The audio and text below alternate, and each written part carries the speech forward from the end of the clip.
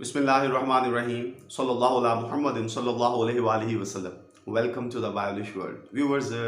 Supplementary का आना ये एक बहुत बड़ा प्रॉब्लम है. एक स्टूडेंट जो है उसके लिए सप्लीमेंट्री बहुत बड़ा एक यूँ समझ लीजिए कि एम्बैरसमेंट समझी जाती है, डिस्करेजमेंट समझी जाती है. बहुत सारे स्टूडेंट जो हैं वो इससे बहुत ज़्यादा डिस्करेज हो जाते हैं. अब एक मेरे बहुत ही काबिल एहतराम सब्सक्राइबर हैं, उन्होंने मुझसे एक सवाल किया कि सप्लीमेंट्री पे मैंने बहुत ज़्यादा तैयारी की. मास्टर्स की बात कर रहा हूँ मैं कि एमए इंग्लिश की तैयारी में मैंने बहुत ज़्यादा मेहनत की. मुझे अभी चीज़ें वो तैयार हैं, फिंगर टिप्स पे रेडी हैं, लेकिन मेरी कंपार्ट आ गई. तो आज की इस वीडियो में हमने इसी चीज़ के ऊपर बात करनी है कि कंपार्ट जो है वो कब आती है, क्यों आती है, क्या क्राइटेरिया है कंपार्ट का. तो बढ़ते हैं वीडियो की तरफ. जैसे कि मैंने आप लोगों को बताया कि पंजाब यूनिवर्सिटी जो है उसका अपना एक क्राइटेरिया है, उसकी एक परसेंटेज है रिज़ल्ट की. उन्होंने अपने क्राइटेरिया दिया होता है एग्जामिनर को कि आपने इस क्राइटेरिया के मुताबिक पेपर्स जो हैं उन्हें चेक करना होता है. लेकिन इंसान है, बाज़ दफ़ा कुछ गलती हो जाती है. मैं आपके साथ एक वाक़या नरेट करने जा रहा हूँ. मेरे एक स्टूडेंट हैं, उनके मतलब कलीग थे, उन्होंने एमए इंग्लिश का एग्ज़ाम दिया. तो मैं आपको एक चीज़ बता दूं कि ये मैंने उनकी ज़ुबानी बात सुनी है, तो मुझे उन पे ये ट्रस्ट है, तो मैं इसलिए आपके साथ शेयर कर रहा हूँ. तो उन्होंने कहा कि मेरे उन कलीग ने मुझे बताया कि मैंने जब एग्ज़ाम्स दिए तो मैंने एग्ज़ाम में गैर ज़रूरी चीज़ें लिख दी. मतलब जो एग्ज़ामिनर ने पूछा वो मैंने नहीं लिखा. एग्ज़ामिनर ने जो क्वेश्चन किए वो मैंने नहीं लिखे. तमाम पेपर्स में, पाँचों पेपर्स में, पार्ट 1 की बात कर रहा हूँ मैं. तो अब जब रिज़ल्ट आया तो वो कहते हैं कि मैं नाउम्मीद था क्योंकि मैंने तो कुछ लिखा ही नहीं था. लेकिन ये हुआ कि 4 पेपर्स में उनकी कंपार्ट थी और एक में वो पास थे. अब आप देख लें, इररेलेवेंट चीज़ लिखी उन्होंने, लेकिन ये नहीं समझ आई कि कैसे वो पास हो गए. अब यहाँ पर मैं आप लोगों को ये कहूँगा कि इसका मतलब ये नहीं है, मैंने आपके साथ ये बात शेयर की तो इसका मतलब ये है कि आप भी इसी रविश पर चलें.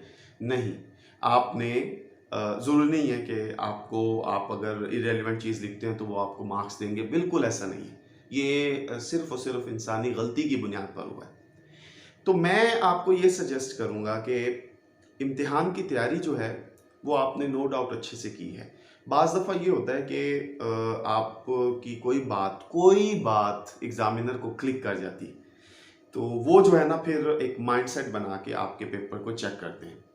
तो कोशिश ये करनी चाहिए कि आप जब एग्ज़ाम्स दे रहे हैं तो सबसे पहले तो आप देखा होगा कि आपको बारहा असातिज़ा कराम ये कहते आए हैं और आपको नॉलेज भी है मास्टर्स लेवल पर कि जब भी क्वेश्चंस आपने करने हैं तो सबसे पहले वो क्वेश्चन अटेम्प्ट कीजिए जो आपको बहुत अच्छे से आता है, जिसमें आपके कंसेप्ट्स क्लियर हैं. उससे ये होता है कि एग्ज़ामिनर जो है ना उस पर एक अच्छा इंप्रेशन जाता है. आप उसमें कोटेशंस का इस्तेमाल करते हो, आप क्वेश्चन को सही बना कर लिखते हो. उसके लिए ये होता है कि क्वेश्चन को जब आप अटेम्प्ट कर रहे होते हैं तो क्वेश्चन की जो स्टेटमेंट है आपने उस स्टेटमेंट को जस्टिफाई करना होता है. अमूमन ये होता है कि स्टूडेंट्स जो है ना वो जो क्वेश्चन उन्होंने प्रिपेयर किया होता है, स्टेटमेंट थोड़ी सी घुमा फिरा के एग्जामिनर देता है, तो वो क्या करते हैं, वो वही क्वेश्चन का आंसर जो है जो उन्होंने प्रिपेयर किया हुआ है वो लिख देते हैं. तो एग्जामिनर जो है ना वो यहाँ पर यही चीज़ चेक कर रहा होता है कि मैंने इसे अगर इस दफ़ा एग्ज़ाम में इस तरह की स्टेटमेंट दी है तो स्टूडेंट्स जो हैं वो एलिजिबल हैं कि वो इस स्टेटमेंट को मुझे जस्टिफाई कर सकते हैं. तो बस आप अपनी तैयारी कीजिए, इस तरह भी कीजिए. मतलब कोर्स तो अपना आप तैयार करेंगे जो आपका सिलेबस है, लेकिन आपने ये तैयारी भी करनी है एग्ज़ाम के करीब कि जो स्टेटमेंट आपको आती है आप उस स्टेटमेंट को किस तरीके से स्टार्ट दे सकते हो. आपका पहला पैराग्राफ उस स्टेटमेंट को एक्सप्लेन करने में लगे कि वाकई इस स्टेटमेंट का ये जवाब बनता है, ये रेलिवेंट है, ये पूछी गई है, वाकई हमारे सिलेबस में, इस पोइम में, इस ड्रामा में, इस नॉवल में ये चीज़ मौजूद थी. बस ये चीज़ आप समझ जाएं. दूसरे नंबर पर कोशिश करें कि लेंथ प्रॉपर हो. आपको अगर एक क्वेश्चन बहुत अच्छे से आता है तो उसके ऊपर आपने बिल्कुल ख्याल नहीं किया, आपने 3 से 4 शीट्स लिखनी है और बाकी क्वेश्चंस के लिए आपके पास शीट की जो क्वांटिटी है वो उतनी नहीं है जो रिक्वायरमेंट है. तो उसके लिए बहुत ज़्यादा ख्याल रखना है. आपने 2.5 और 3 शीट्स ये आपने काउंट कर लेनी है कि इक्वल डिवाइड करना है. आपको एक क्वेश्चन बहुत अच्छे से आता है तो उसको भी उतनी ही लेंथ में रखें और एक क्वेश्चन आपको कम अच्छा आता है तो उसको भी कोशिश करें उतनी लेंथ में ही ले जाएं. ठीक हो गया. उसके अलावा कोटेशंस का इस्तेमाल करें. और अगर कंपार्ट आ गई है तो उसका बिल्कुल मतलब डिस्करेज ना हो।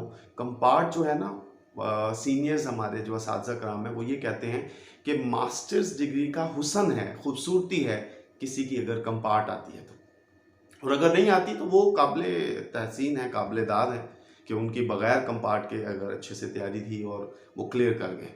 तो ये बाज़ दफ़ा खुशकिस्मती पर भी डिपेंड करता है, बाज़ दफ़ा मेहनत भी होती है कि, और बाज़ दफ़ा जैसे मैंने आपको कहा कि आपके पहले क्वेश्चन के अंदर ही एग्ज़ामिनर को बात क्लिक कर गई, तो उसने क्या किया, एक माइंडसेट बना लिया कि वाक़ई ही इस स्टूडेंट के पास ये नॉलेज मौजूद है। वो आपको उसके जो है ना फिर उसी हिसाब से फिर मार्क्स देता है। तो मैं उम्मीद करता हूँ आपको ये बातें मददगार साबित होंगी। अगर ये वीडियो अच्छी लगी है तो इसे लाइक कीजिए, शेयर कीजिए और चैनल को प्लीज़ सब्सक्राइब कीजिए। खुश रहें, खुशियाँ बांटें, अपना ख्याल रखें। मिलते हैं नेक्स्ट वीडियो में। अल्लाह हाफिज़ व नासिर।